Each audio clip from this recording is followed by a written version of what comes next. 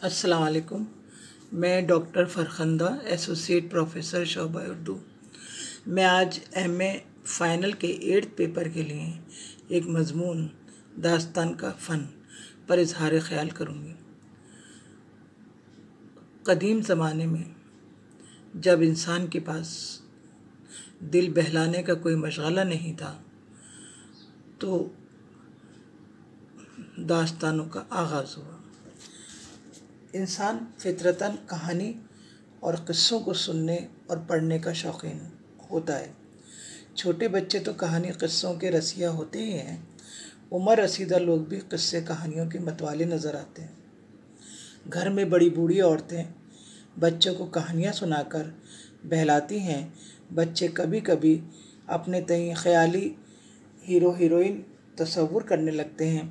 क़िस्से का ये शौक़ नया नहीं, बिल्कुल इब्तिदाई दौर में ही इंसान जब थका हारा आता है तो सारे दिन की थकन दूर करने के लिए फितरतन किसी ऐसे मशग़ले की जुस्तजू रखता जो उसके फितरी एहसास बरतरी को भी तस्कीन दे सके और आर्जी तौर पर ऐसी ख़ुद फरामोशी भी तारी कर सके कि उस माहौल में हक़ाइक़ की सख्तियाँ और तलख़ियाँ उसे ना सताएं।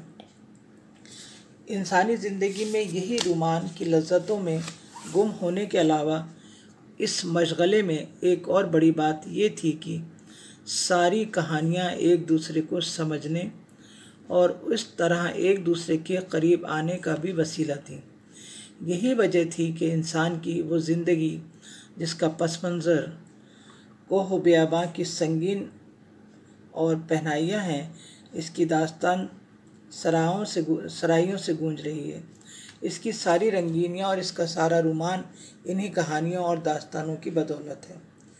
इंसान फ़ौक़ुल फ़ितरत अनासिर में अपने आप को डुबो देता है और वह ख़ुद को परी, शहज़ादा और ये सब तसव्वुर करने लगता है। और यही उर्दू दास्तानें जो हैं वो इंसान को थोड़ी सी देर के लिए, उर्दू दास्तानें या क़िस्से कहानियाँ जो भी कुछ हैं वो इंसान को थोड़ी देर से के लिए माहौल की संगीनी से आंखें बंद करके उसको फरामोश करने पर मजबूर कर देती हैं और एक वो लज़्ज़त का एहसास करता है। और यही उसका दिल बहलाने का ज़बरदस्त मशग़ला उस ज़माने में था।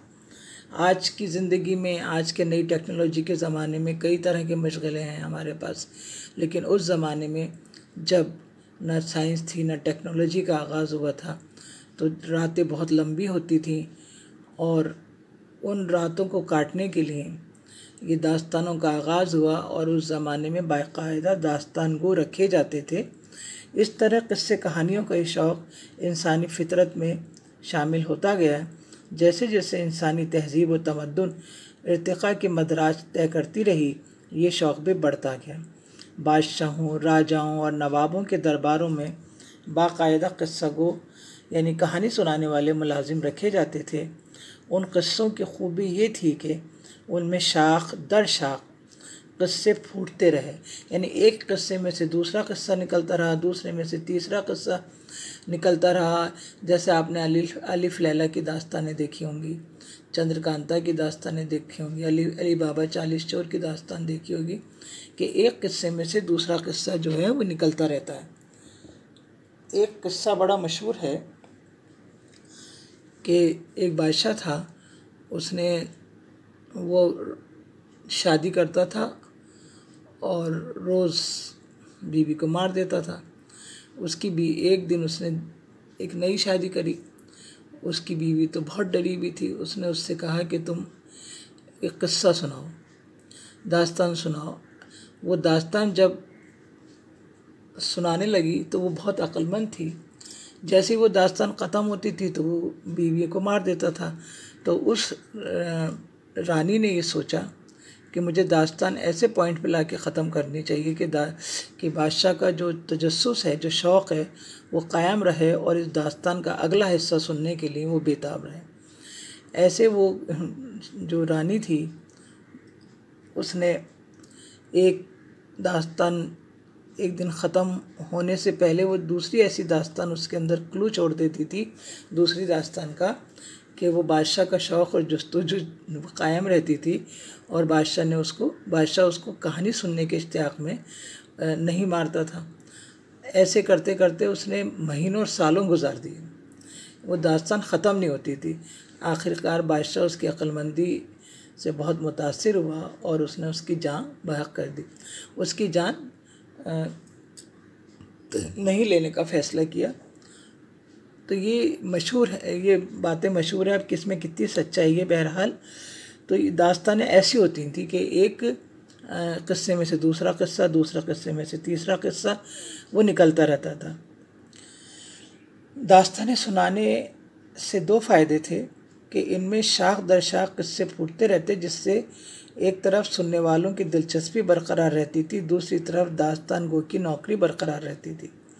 अगरचे इन किस्सों का सिलसिला उस ज़माने से रवा दवा रहता है जबकि उर्दू ज़बान इब्तिदाई मनाजिल तय कर रही थी, जिसका मकसद बुज़ुर्गों के कारनामे बयान करना, बहादुरी और हिम्मत का मुजाहरा करना, मजहबी जोश और ईमान को फ़रोग़ देना था।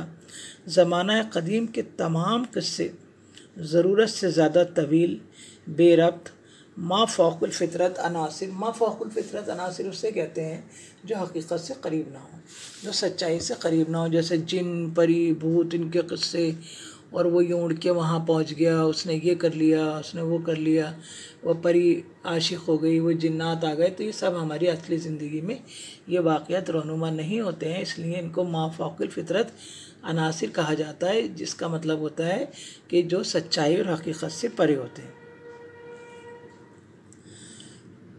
ये मुबालगा आमेज़ वाक़यात पे मुबनी होते हैं, जिनको पढ़कर हैरत और इस्तेजाब के सिवा इंसान पर दूसरी कैफियत तारी नहीं हो पाती। कदीम किस्सों में जिन, भूत, परी और जादूगरों के कारनामे मिलते हैं। उस ज़माने के बादशाहों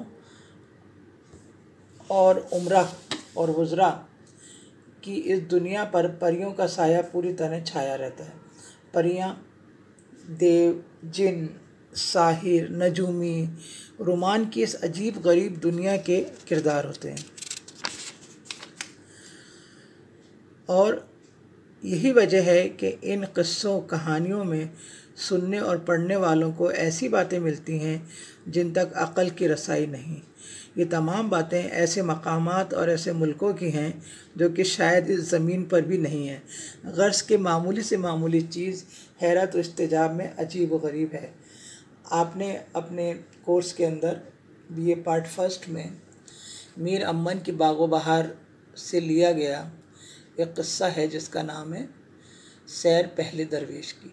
वो मीर अमन की बागो बहार जो दास्तान फोर्ट विलियम कॉलेज में लिखी गई, जो अमीर खुसरो के क़िस्सा चार दरवेश के फ़ारसी क़िस्से का तर्जुमा है, और मीर अमन ने उसको बड़े खूबसूरती से लिखा है।